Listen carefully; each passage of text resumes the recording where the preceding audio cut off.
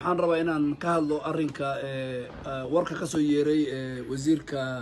arrimaha dibadda ee wadanka Djibouti walaalkay Maxamuud oo ku yiri wadanka Kenya laguma aamini karo nabadgelyada gobolka East iyo Horn of Africa waa nasiib darra waa khalad in Kenya oo intay xornimada heshay wadan nabadgelyo iyo xasilooni ku jiray oo adduunka laga aqaano ilaa taqriiban 40,000 oo ciidan ayaa naga jooga adduunka idil oo peacekeeping force waxaan qayb ka nahay adduunka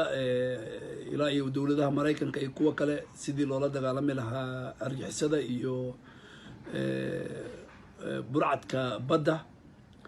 marka annakana hadda waxaan wadanaa calankii African Union cod baa naloo qaaday 37 cod aan helnay Djibouti waxay heshay 13 cod marka annaka hadda waxaan nahay candidate oo African Union waxaana leenahay walaalkana Maxamuud oo nin sharaf leh oo wasiir ah inay haday Djibouti ay rabto inay ololaha ay wari si wado ololaha iyo campaign-ka lagu sameeyo mid diblomaasiya mid walaalnimo ku jirto mid ilaalinayo xiriirka u dhaxeeyo labada wadan haduu leeyahay Kenya nabadgelyo ma jirto waxaan dhiilaa Djibouti iyo Eritrea ayaa soo fadhiyaan dhowr iyo 10 sano oo ciidamadooda isfiirinayaan marka Kenyana waxa weeye wadanka kali ee gobolka Rito ee nabadgelyada qof kasta uu ku soo carro inta soo qaxooti ayaan oo ka yimaadeen South Sudan iyo Uganda iyo Soomaaliya iyo Ethiopia ayaan haynaa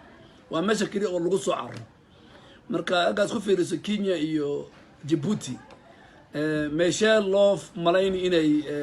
lagu aamini karin nabadgelyada gobolka marka waxaan leenahay